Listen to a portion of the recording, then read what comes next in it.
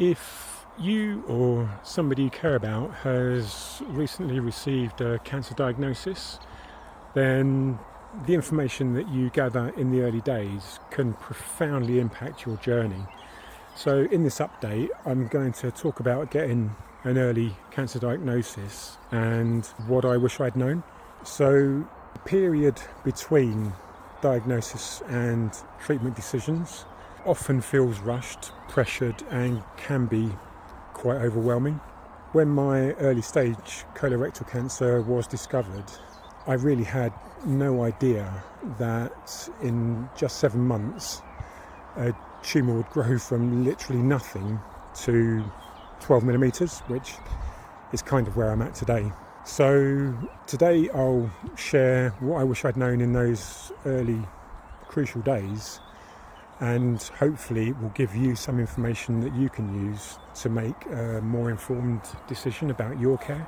So early intervention opportunities, they can be good. So obviously if you're not one of the fortunate ones who get that really early diagnosis, if you're stage 4, multiple metastasis around your body, then obviously that's a very different situation to what I found myself in. And so the decisions that you make could obviously be very different from mine. So all of what I'm talking about is from the perspective of somebody who's relatively young. I'm only in my early 50s, quite fit, reasonably healthy, no drink, drug, smoking habits or anything like that. So I'm pretty healthy, not super fit or anything like that, but I'm not a couch potato either. And so when I was told that literally within a matter of weeks the operation could be done and I could be recovering and free and clear of disease and cancer and all the other things, it was like, oh, there may be something to that. But also I'd already started looking into alternatives and adjunctive options because of my journey with ulcerative colitis and the random trials and testing of various drugs without really knowing whether or not any of them were ever going to work. So one of the things that I've found is that even though I was told I had cancer, I wasn't given all the details about it.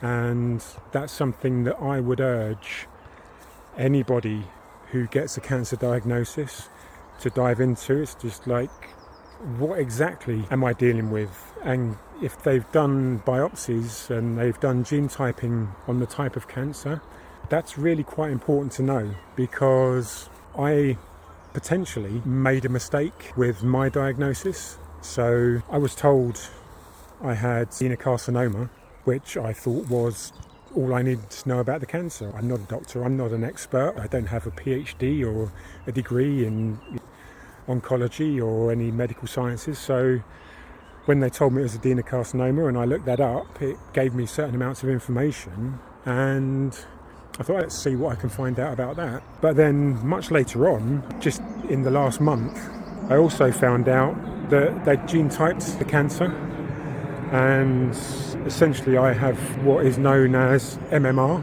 which is mismatch repair. So the way that works is that with an inflammatory disease, so it's an autoimmune disease that causes the body to attack itself, and you get what is a high turnover of cells in the bowel. That's the inflammation part of it. But with that higher turnover of cells, what happens is that you get errors in the DNA, that you essentially get broken bits of DNA, and those broken bits of DNA can eventually end up turning into cancer.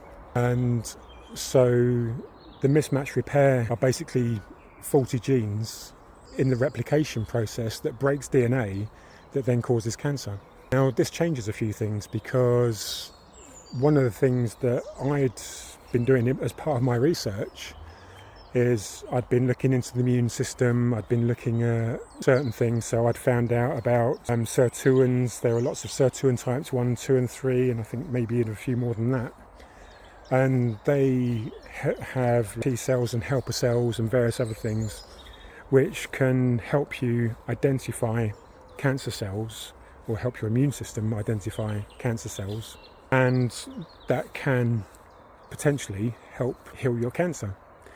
So I was taking a supplement called NAD+, which is one stage on from NMN, which is something that helps your immune system produce these sirtuins.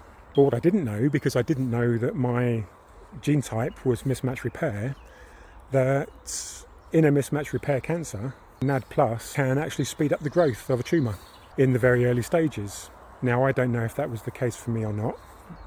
Obviously, I've got no testing or results through the NHS, and I didn't have any finances to do that privately. But there is a risk that I could have sped up the initial growth of my tumour.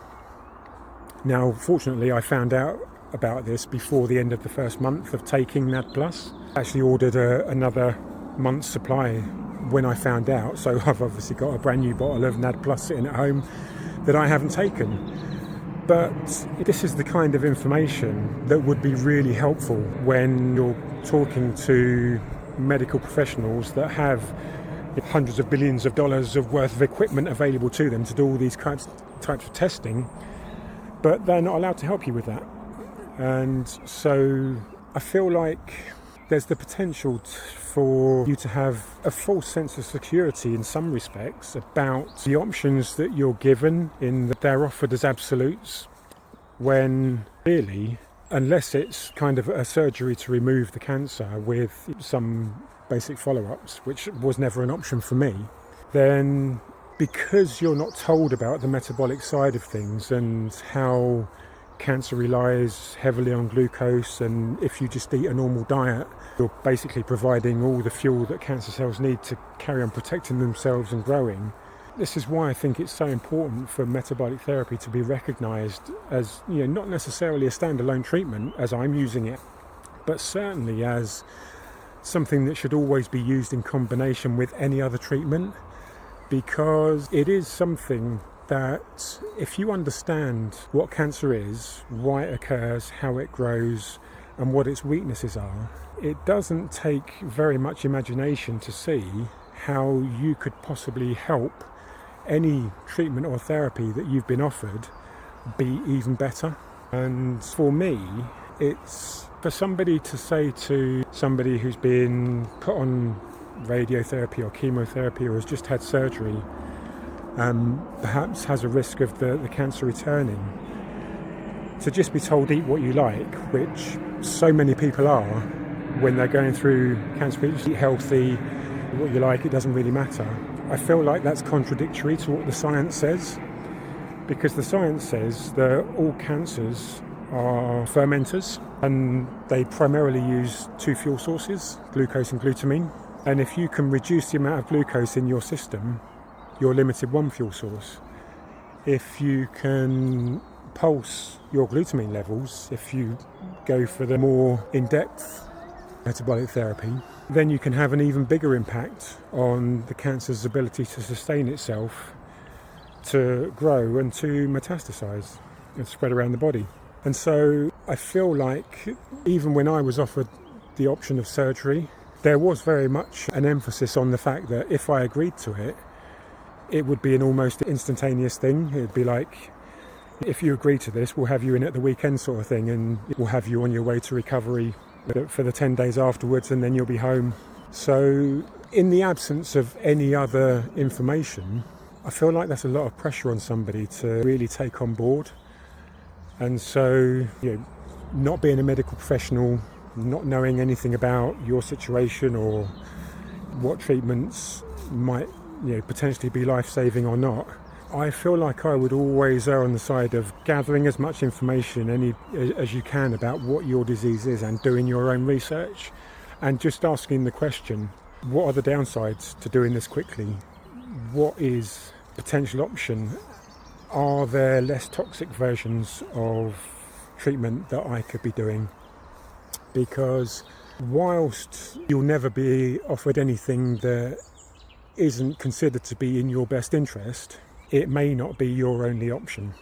And say, I can't pretend to know anything about your situation or what your options may or may not be. and I wouldn't presume to say I'm not a medical professional in this, but I just feel like information and having lots of it and being able to make a fully informed decision has got to be right for everybody. And so on that, I think I'll leave it there, because I don't know what more I could add that would be really of any value. If you have any questions about anything to do with how to do the research, look into metabolic therapy as an adjunctive therapy for working alongside the standard of care, please do join our group in school.com/cancer warriors. We'd be happy to discuss anything that you have to ask in there. Please like this video if you found it useful. Share it with your socials if you feel like other people might get some benefit from it.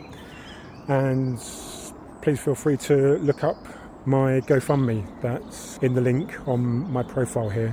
And if you are able to donate, however small amount, it would be deeply appreciated.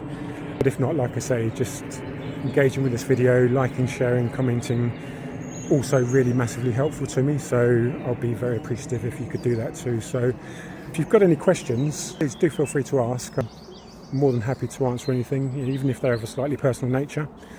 And hopefully I'll see you on the next update. So take care. Goodbye for now.